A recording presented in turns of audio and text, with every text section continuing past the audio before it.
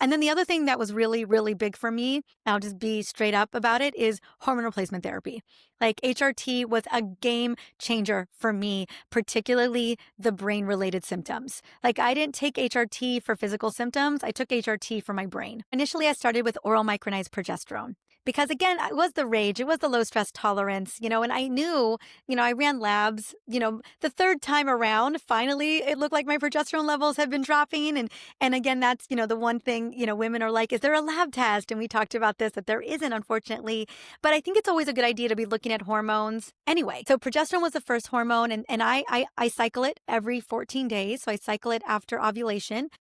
I'm not always ovulating, but I know when that window is. And then I take it for the 14 days between ovulation and when my cycle starts, when you start your period.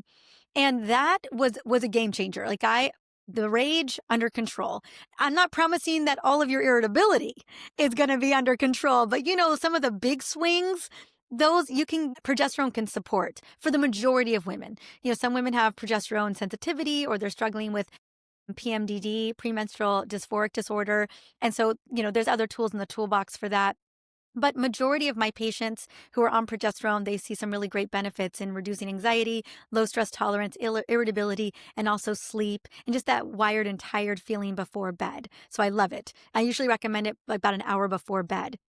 But then it wasn't addressing everything. I was on it for, I think, 6 months, only progesterone, but my brain was still struggling. And I was really struggling with the cognitive changes as well. And there was other extenuating circumstances that were driving some of that inflammation in my brain. But then I was like, you know what? It's time for, you get to that point where you're like, I'm not willing to suffer needlessly. Like I'm suffering. And as a result, like it's impacting my life.